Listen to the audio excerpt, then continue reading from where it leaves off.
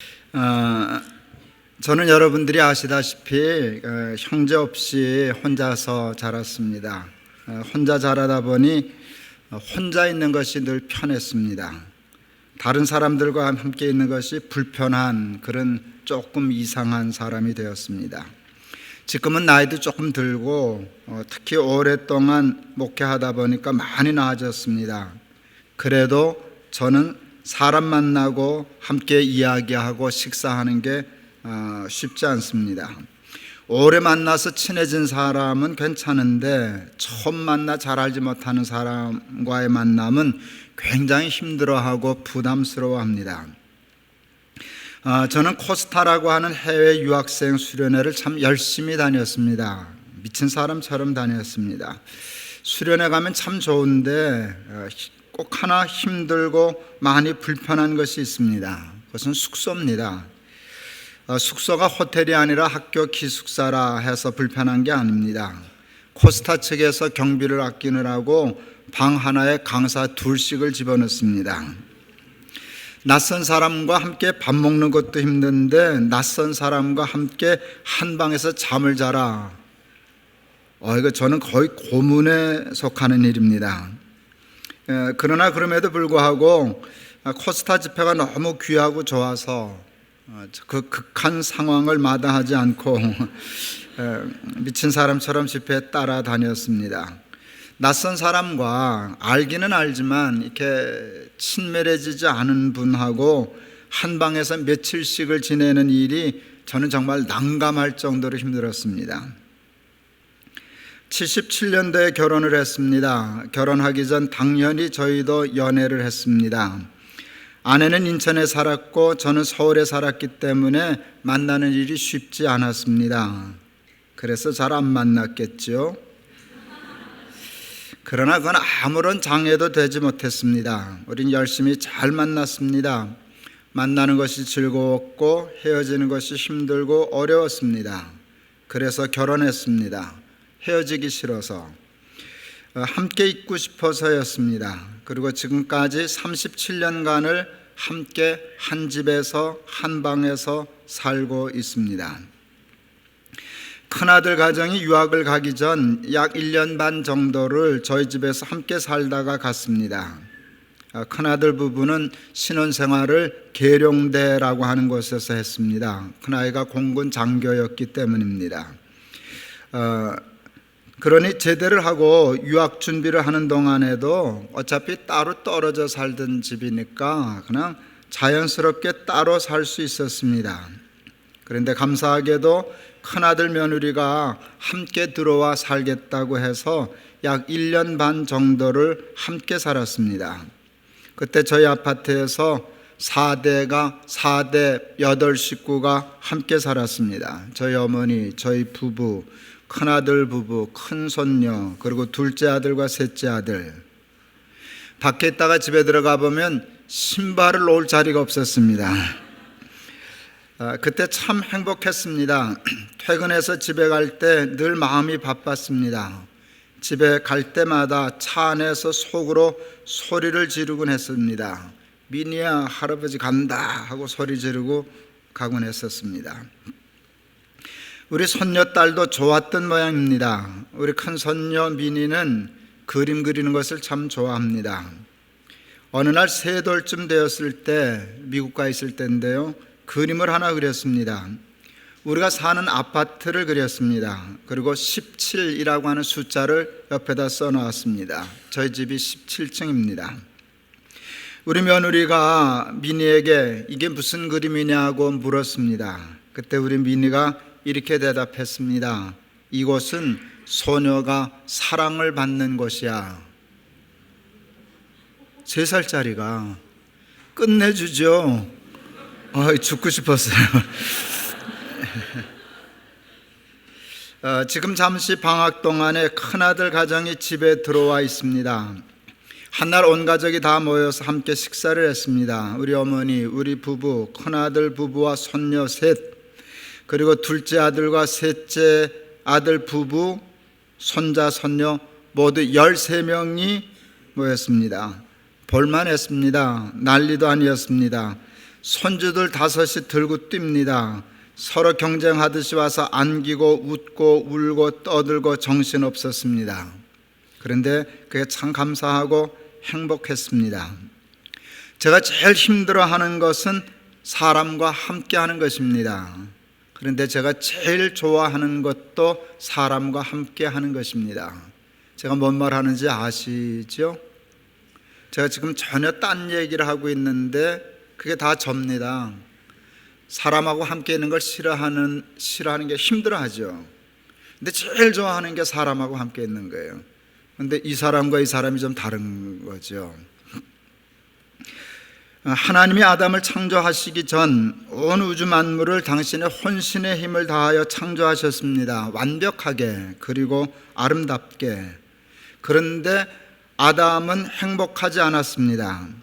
그래서 하나님은 아담을 위하여 하와를 창조해 주셨습니다. 아담이 하와를 처음 만났을 때 했던 말이 너무너무 아름다운 말이었습니다. 이는 내 뼈 중에 뼈요 살 중에 살이라. 여러분, 아담의 행복은 에덴이 아니었습니다. 에덴에서 함께하는 하와였습니다.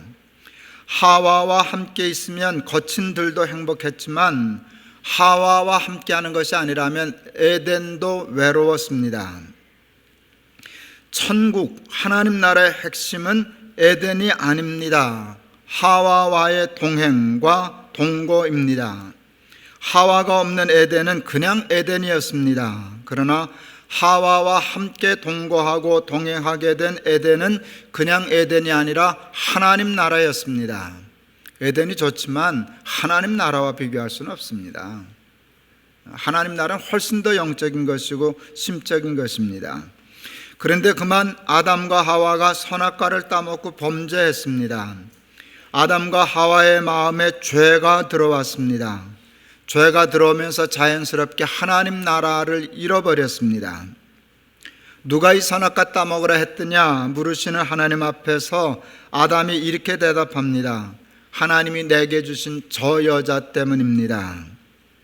이는 내 뼈 중에 뼈요 살 중에 살입니다 하던 때와 저 여자 때문입니다 하는 때는 이게 천지가 달라진 것입니다. 아담과 하와의 사이와 관계가 달라졌습니다. 나빠졌습니다. 뼈 중에 뼈요 살 중에 살인 관계가 저 여자와 저 남자의 관계가 되고 말았습니다.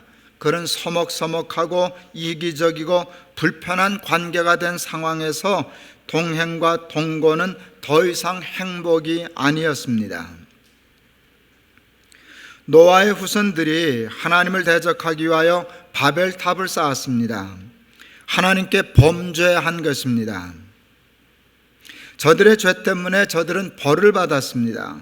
저들이 받은 벌은 언어의 혼잡입니다. 갑자기 말이 안 통하게 되었습니다. 말이 안 통하니까 마음도 안 통하게 되었습니다. 말과 마음이 안 통하는 사람과 함께 사는 것은 힘들고 어려운 일이었습니다. 그래서 결국 할 수 없이 저들은 함께 살 수 없어서 말 통하는 사람끼리끼리 온 지면으로 흩어지게 되었습니다. 사도행전에 보면 오순절날 초대교회 교인들이 성령의 충만함을 경험하게 되었습니다. 성령의 충만함이 저들에게 복이 되었습니다. 저들은 복을 받았습니다. 저들이 받은 복은 말이 통하는 복이었습니다. 그것이 방언으로 나타났습니다. 저들은 갑자기 서로 말이 통한다는 걸 알게 되었습니다. 말만 통하는 줄 알았더니 마음이 통하는 것을 깨닫게 되었습니다. 그들은 모이기를 힘썼습니다. 모이는 게 좋았습니다. 함께 있는 것이 좋았습니다. 그리고 중요한 것은 누구도 자기 것을 자기 것이라 하는 사람이 없었습니다. 전에는 자기의 필요를 따라 살던 사람이 갑자기 다른 사람의 필요를 따라 살 줄 아는 사람이 되었습니다. 그러자 함께 삶이 축복이었습니다. 즐거움이었습니다. 행복이었습니다. 드디어 씨앗학교 건물이 1차 완공되었습니다.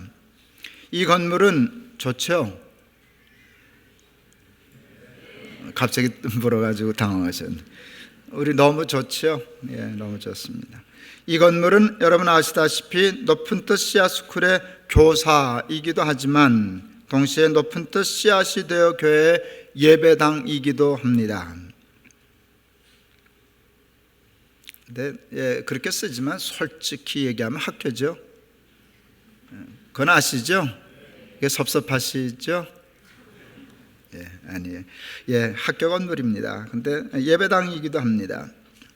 한 건물 안에서 높은 뜻 씨앗이 되어 교회와 높은 뜻 씨앗 스쿨의 동고와 동행이 시작되었습니다. 이제 제가 설교하는 의도를 아시는 거죠? 예, 가겠습니다. 학교와 교회가 함께 공존하는 모델은 제가 참 오래전부터 꿈꾸어왔던 그림이었습니다.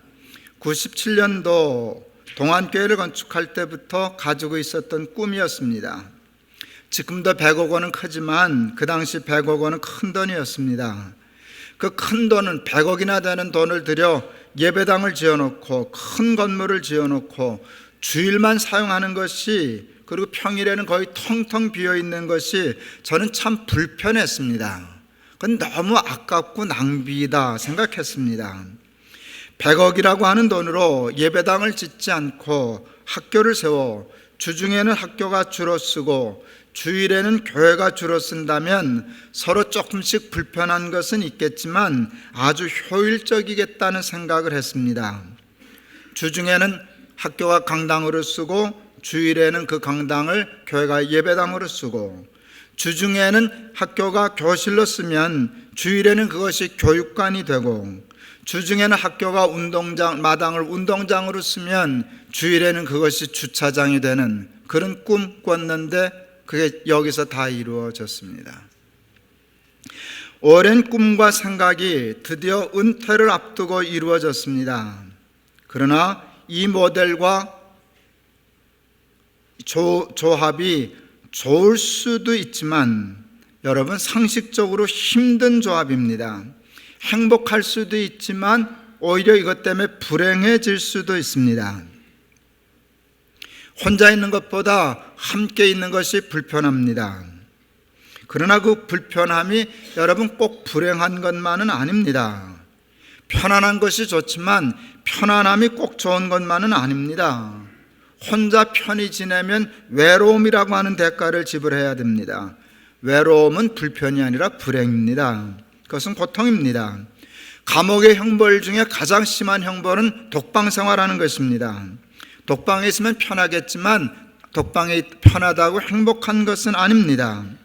함께 지내면 좀 불편할 수는 있지만 오히려 더 행복할 수도 있습니다. 물론 둘의 사이가 나쁘면 독방보다 나빠집니다. 많은 교회와 학교들이 그 독방 생활보다 더 힘들고 고통스러운 동행과 동거를 두려워하여 차라리 독방 생활을 선택합니다. 그러나 그 때문에 포기되는 유익과 행복이 있습니다. 저는 우리 높은 뜻 씨앗이 되어 교회와 높은 뜻 씨앗 스쿨의 동행과 동거가 타락 이전에 아담과 하와의 관계 같았으면 좋겠습니다. 밥의 탑 시절이 아니라 오순절 성령에 충만했던 초대교회 시절의 관계 같았으면 좋겠습니다. 감사하게도 저희 집 아이들은 형제 간 사이가 무척 좋습니다. 형제가 사이좋게 지내는 것처럼 부모 마음에 기쁨이 되는 것은 없습니다. 효도 중에 최고의 효도는 여러분 형제 우애입니다. 맞죠? 형제가 우애하는 게 최고의 효도입니다. 신앙생활의 최고의 목표와 골은 하나님을 기쁘시게 하는 것입니다. 쉽게 말하면 하나님께 효도하는 게 신앙입니다.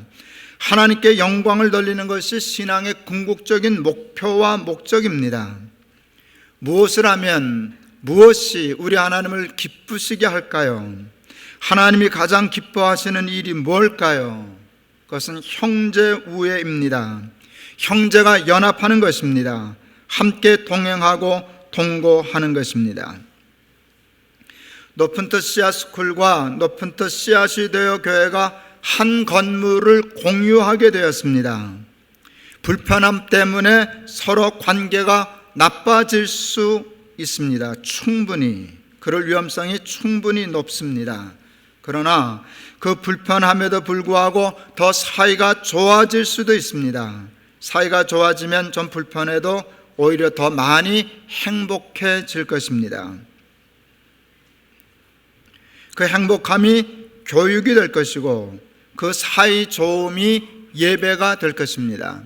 학교의 궁극적인 목적은 교육입니다. 교회의 궁극적인 목적은 예배입니다. 교육의 궁극적인 목적은 하나님의 식과 법과 뜻을 가리키는 것입니다. 아이들에게 뭘 가르쳐야 할까요? 예수 믿는 사람들은 서로 함께 살아도 사이좋게 초대교회처럼 잘 살아. 여러분, 그 최고의 교육입니다. 사람들과 함께 잘 사는 것을 가리키는 일이 최고의 교육이 될 것입니다.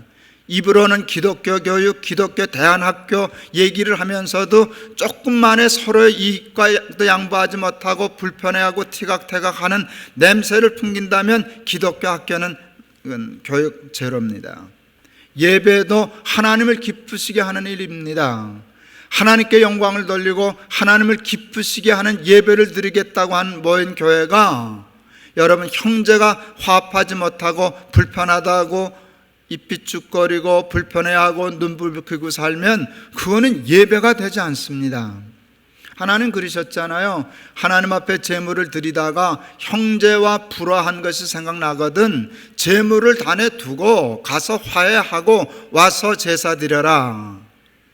여러분, 학교와 교회와의 동행은 최고의 교육이 될 것이고 최고의 예배가 될 것입니다. 그 교육을 할 수 있는 높은 뜻 씨앗스쿨 될 수 있기를 바랍니다. 그리고 정말 최고 하나님이 기뻐하시는 시편 133편, 저는 그 시편 볼 때마다 느껴요. 제가 부모이기 때문에 이 마음이지. 형제가 연합하여 동거함이 어찌 그리 선하고 아름다운고. 예, 하나님이 너무 기뻐서 복을 명하신다네요. 복을 명령해. 저기는 꼭 저기 꼭 가야 돼. 곧 영생이로다. 여러분, 그 축복받는 우리 높은 뜻 씨앗 스쿨과 높은 뜻 씨앗이 되어 교회 될 수 있기를 진심으로 축원합니다. 형제가 연합하여 동거함이 어찌 그리 선하고 아름다운고 머리에 있는 보배로운 기름이 수염 곧 아론의 수염에 흘러서 그 옷깃까지 내림 같고 헐몬의 이슬이 시온의 산들에 내림 같도다. 거기서 여호와께서 복을 명하셨나니 곧 영생이로다. 말씀을 마치려고 합니다. 제가 며칠 전 제 페이스북에 올린 글 하나를 읽어드리고 설교 마치려고 합니다. 요즘 우리 집에 와서 지내고 있는 둘째 손녀 세희에게 물었다. 우리 세희는 2008년 10월생입니다. 여긴 우리 집인데 왜 세희가 여기 있지? 애가 잠시 당황했습니다. 우리 집인데 너 왜 여기 왔어? 이제 그 소리니까. 그러더니 금세 밝은 얼굴로 대답했습니다. 기가 막힌 말을 했어요. 가족이니까. 가족이라는 말을 쓰더라고요. 가족이니까. 정답이다. 행복했다. 그럼 우리는 가족이지. 내가 또 물었다. 그럼 이 다음에 할아버지 세희 집에 가도 돼? 응. 세희 집에서 자도 돼? 세희가 환히 웃으며 대답했다. 응. 수지 맞았다.